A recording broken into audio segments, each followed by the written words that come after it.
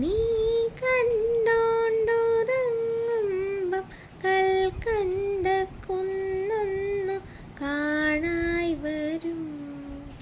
കൽക്കണ്ട കുന്നിൻ്റെ ഉച്ചിയിൽ ചെല്ലുമ്പം അമ്പിളിത്തമ്പ്രാൻ്റെ കോലവും കാണാം.